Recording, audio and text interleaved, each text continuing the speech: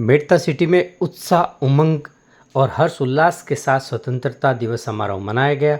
मेड़ता शहर के public park में उपखंड स्तरीय समारोह आयोजित किया गया, जहां वीरांगनाओं के साथ 112 प्रतिभाओं को सम्मानित किया गया। शहीद स्मारक परिसर में भी गौरव सेनानियों का सम्मान किया गया। इसी तरह शहर के अस्पताल, कोर्ट, बार संघ, स्कूल परिसर सहित अन्य सरकारी व गैर सरकारी संस्थानों में तिरंगा ध्वज लहराया गया। वहीं दूसरी तरफ स्टूडेंट ने देशभक्ति का जज्बा जगाने वाली प्रस्तुतियां देकर खूब दाद बटोरी।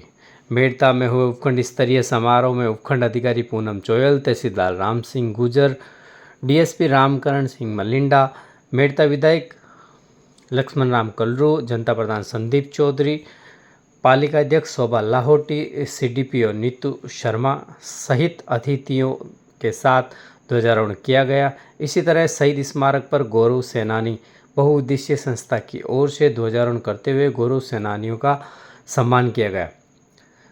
आयोजित मुख्य कार्यक्रम में नेहरू पार्क में सरकारी व गैर सरकारी विद्यालयों द्वारा विभिन्न नृत्य व गीतों की प्रस्तुति दी गई, जिसमें मुख्य रूप से देशभक्ति के साथ साथ सांस्कृतिक कार्यक्रम आयोजित किए गए।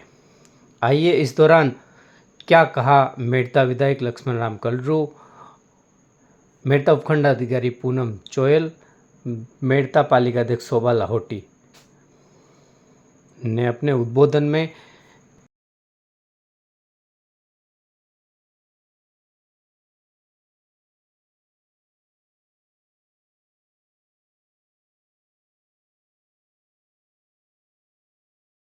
उन सब के बीच में जितने भी धार्मिक त्योहार आते हैं, चाहे होली हो, चाहे ईद हो, चाहे कोई भी त्योहार हो, चाहे दीपावली हो, सबसे बड़ा पर्व है राष्ट्रीय पर्व। क्योंकि 550 साल की गुलामी झेलने के बाद, लाखों शहादत देने के बाद, हमारे पूर्वजों ने लाखों शहादत दी, जब जाके हमें आजादी मिली। तो ये हम सब के बीच में बहुत ही पवित्र दिन है। हम सब के बीच में इस मौके पर मैं उन तमाम शहीदों को नमन करूंगा जो 80 साल में हमारे देश में फौजी भाई शहीद हुए बॉर्डर पे, उनको नमन करता हुआ कि उनकी वजह से हम आज सुरक्षित है। आज का दिन जब देश आजाद हुआ तो मैं उनको भी नमन करूंगा। 1.5 करोड़ के लोग, लगभग लोग घर से बेघर हुए थे 14 अगस्त को, और मैं उनको भी नमन करूंगा। इस पवित्र मौके पर 10 से 15 लाख लोगों की जो हत्याएं हुई थी 14 तारीख को, हमारे बीच में एक दिन बहुत बड़ा त्रासदी का दिन था जो कल गया था। मतलब ये त्योहार हम बहुत बड़े सौभाग्यशाली हैं कि हमारा लगभग जब मंच पर विराजमान है या सामने, सबका जन्म आजाद भारत में हुआ है। जो त्रासदी थी गुलामी की, हमारे पूर्वजों ने देखी, उन्होंने संघर्ष किया, आजादी की लड़ाई लड़ी, काफी लंबा संघर्ष रहा, तब जाके हमें आजादी मिली। हम सबका एक कर्तव्य है कि आजादी को हम कायम कैसे रख पाए, ये हम सबके बीच में बहुत बड़ा कर्तव्य है। हमारे पूर्वजों ने जो हमें आजादी दी, हम इसकी रखवाली करनी है, आने वाली पीढ़ियां से पीढ़ियां रखवाली करनी है। इसीलिए हम सालों साल त्योहार मनाते हैं कि हम सबको याद रहे। इस अगस्त का महीना हम सबके बीच में बहुत बड़ी प्रेरणा देता है। जो 18 साल का बच्चा खुदीराम बोस की आजादी की लड़ाई में हंसने से फांसी चढ़ गया था, ये हमें प्रेरणादायक है कि हमारे बच्चे थे उस जमाने, देखो 80 साल पहले हमारे बच्चे कितने प्रेरणादायी थे, हंसने से फांसी चढ़ गए थे देश की आजादी के लिए। विज्ञान के मामले में बहुत बड़ा हमारा देश ने बहुत तरक्की की है। अभी हम सबके बीच में शुभांशु शुक्ला, एक नया नौजवान ऊर्जावान बच्चा जो अंतरिक्ष में जाकर आया है, तो हम सबको बच्चों से हम सबको प्रेरणादायक है कि आज हमारा देश आजाद होने में कितना आगे बढ़ा है। विज्ञान के मामले में लो, विकास के मामले में लो, हम सब ने देखा है हमारा देश कितना आगे बढ़ रहा है। तो ये सब हम सब की प्रेरणा है, हम सब का योगदान है। सरकारें अपना काम करती है, लेकिन हम सब नागरिकों का कर्तव्य बनता है सरकार के साथ हम कंधे से कंधा लगा खड़े हों, तब जाके देश का विकास संभव होता है। जब आजादी की लड़ी लड़ी गई थी तो एक जन आंदोलन चला था आजादी के लिए, तब जाकर हमारा देश आजाद हुआ। हमारे आदरणीय प्रधानमंत्री मोदी जी जो स्वच्छता के लिए अभियान चला रहे हैं, मैं सबसे निवेदन करूंगा आप उससे जुड़िए। हमारा देश स्वस्थ होगा तो बीमारी दूर होगी और हमारे बच्चे स्वस्थ होंगे और आने वाली पीढ़ी हमारी स्वस्थ होगी। तो स्वस्थ हमारे बीच में बहुत बड़ा एक जो है, इसको हम आगे बढ़ाना चाहिए और देश को सुरक्षता के रूप में आगे बढ़ाना चाहिए। मैं आपसे निवेदन करूंगा, इस देश में हमारे प्रधानमंत्री मोदी जी ने पिछले साल एक पेड़ माँ के नाम, मतलब पर्यावरण की दृष्टि से हम सबको आगाह किया, एक पेड़ माँ के नाम लगाएंगे। जब पेड़ लगेंगे, हमारा देश, हमारा राज्य, हमारा मेड़ता जिला हरा भरा होगा, तो निश्चित रूप से हम सब बीमार नहीं होंगे। हमने देखा है पेड़ पौधों की पर्यावरण की दृष्टि से कोरोना काल में हमने देखा है कितनी त्रासदी हुई थी, कितनी ऑक्सीजन नहीं मिली हम लोगों को। तो पेड़ हम सबके बीच में जरूरी है। हम प्लास्टिक का कम यूज करें, मतलब पर्यावरण हमारा सुरक्षित कैसे हो, क्योंकि पैसे सब कुछ नहीं होते हैं, पैसे कमा के हम चले जाएंगे, पैसे हम पीढ़ियों के, आने वाली पीढ़ियों के लिए कमाते हैं। जिन्होंने इस देश को आजाद कराने के लिए अपना सब कुछ दांव पर लगा दिया था, उन सेनानियों में और हमारे लिए ये आजादी का दिन दिखाया। ये दिन हमें महात्मा गांधी, भगत सिंह, नेताजी सुभाष चंद्र बोस, चंद्रशेखर आजाद, सरदार वल्लभ भाई पटेल और ऐसे कई सैकड़ों हमारे महान स्वतंत्रता सेनानियों के त्याग, तपस्या और बलिदान ने ये दिन हमें दिखाया है। ये हम इसी दिन आज उनको याद करते हैं कि अगर वो न होते तो शायद आज हमें ये आज़ादी नसीब नहीं होती। इन सभी को मैं सादर नमन करती हूँ। और अब मैं इस समारोह में पधारे हुए मेड़ता के लोकप्रिय विधायक जी जो यहाँ से निकल गए हैं और उपखंड अधिकारी पूनम जी चोयल, तहसीलदार साहब, DYSP साहब और मंचासीन सभी अतिथियों का हार्दिक स्वागत, अभिनंदन करती हूँ।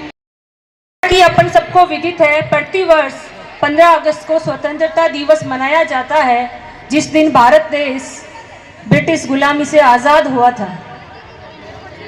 ये हमारे लिए गौरव का विषय है, जिस दिन भारत को आज़ादी मिली। यह केवल एक कैलेंडर की तारीख नहीं है, ये हम सब भारतीय के लिए गर्व का, संकल्प का, बलिदानों का, जिसमें महात्मा गांधी जी का सत्याग्रह हो, नेताजी सुभाष चंद्र बोस का साहस हो, सरदार पटेल की एकता हो, या फिर भगत सिंह, राजगुरु और सुखदेव का बलिदान हो। इन सब के साझा प्रयासों से भारत को आज़ादी मिली। लेकिन साथियों, हम सबकी, अपन सबकी ये बहुत बड़ी जिम्मेदारी है, जो आज़ादी इन लोगों ने अपने संघर्षों से प्राप्त की, उसको, इस भारत के लोकतंत्र को बनाए रखने की जिम्मेदारी अपन सभी की है। तो आप सबसे मेरा ये निवेदन है, आज़ादी में अगर मैं बात करूं, जैसे बोलने की, शिक्षा पाने की, समानता के साथ जीवन जीने की, सब तरीके की आज़ादी इसमें शामिल है। इसके साथ अपने को कब कुछ कर्तव्य भी प्राप्त है, उन कर्तव्यों का पालन अपन समय समय पर करते रहें। उसी के आधार पर, चाहे वो युवा पीढ़ी हो, बुजुर्ग हो, अधिकारी हो, कर्मचारी हो, आम जन हो, समस्त व्यक्तियों की जिम्मेदारी, कर्तव्य की पालन अगर होता रहे, तो ये देश निश्चित रूप से बहुत आगे पूरे विश्व में अपना नाम रोशन करेगा।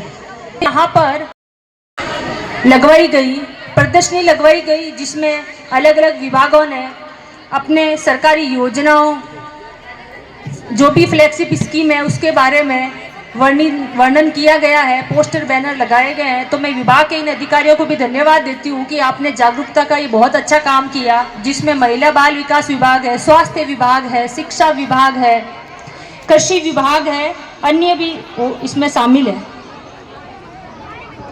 साथ ही शिक्षा के क्षेत्र में काफ़ी अच्छा परिणाम इस बार रहा है, उसके लिए समस्त शिक्षकों की जो टीम है, मैं उसको धन्यवाद ज्ञापित करती हूँ। आप इसी तरीके से आगे भी प्रयास करेंगे। स्वास्थ्य के क्षेत्र में यहाँ पर समस्त जो डॉक्टर और उनकी टीम है, वो भी काफ़ी अच्छा प्रयास कर रहे हैं। आप भी अपनी समस्त जो योजनाएं हैं उनको लोगों तक पहुँचाएँ। और समस्त नागरिकों से मेरा निवेदन है, शिक्षा, स्वास्थ्य, महिला सशक्तिकरण, डिजिटलाइजेशन, इन संबंध में जितने भी विभाग कार्य कर रहे हैं, उनका लाभ आप ले रहे हैं, उन योजनाओं के बारे में आप जागरूक कर रहे हैं। टेक्नोलॉजी, आर्थिक, कृषि, शिक्षा, साहित्य, खेल सहित तमाम मोर्चों पर भारत बहुत तरक्की कर चुका है। परमाणु क्षमता संपन्न देश भारत अंतरिक्ष के कई ही क्षेत्र उपलब्धि हासिल कर चुका है। विकास के हर क्षेत्र में भारत बहुत आगे बढ़ चुका है। दुनिया भारत की ओर देख रही है। ऑपरेशन सिंदूर की सफलता इसका सबसे बड़ा प्रमाण है। साथियों, यह भी तय है कि और ये सच भी है कि आज़ादी मिलने के इतने वर्षों के बाद भी आज भारत अपराध, भ्रष्टाचार, हिंसा, नक्सलवाद, आतंकवाद, गरीबी, बेरोजगारी, अशिक्षा ऐसी कई समस्याओं से लड़ रहा है। हम सभी को एक होकर इन समस्याओं को खत्म करने की कोशिश करनी चाहिए। भारत को जब तक इन समस्याओं से बाहर निकालेंगे नहीं, तब तक हम स्वतंत्रता सेनानियों का सपना पूरा नहीं कर पाएंगे। हम सबको एक होकर प्रयास करने से हम श्रेष्ठ एवं विकसित भारत का निर्माण कर सकते हैं। मैंने नगरपालिका मंडल बोर्ड के अध्यक्ष का पदभार हाल ही में 30 जून 2025 को ग्रहण किया है। बाहर ग्रहण करने के बाद कई विकास कार्य करवाए गए तथा काफी विकास कार्यों की निविदा आमंत्रित की जा चुकी है। मुझे अध्यक्ष के पद का कार्यभार ग्रहण किए हुए अभी 1 माह और 15 दिन हुए हैं। उक्त कम समय में हमने करोड़ों रुपए के विकास कार्यों के टेंडर निकालकर वर्क ऑर्डर दे दिए हैं, जो शहर में कार्य चल रहे हैं तथा लगभग 5 से 6 करोड़ रुपए की लागत से शहर के विभिन्न वार्डों में सड़कों का कार्य चल रहा है। इसी प्रकार नाली निर्माण, क्रॉस निर्माण आदि कार्य भी शहर के विभिन्न वार्डों में चल रहे हैं।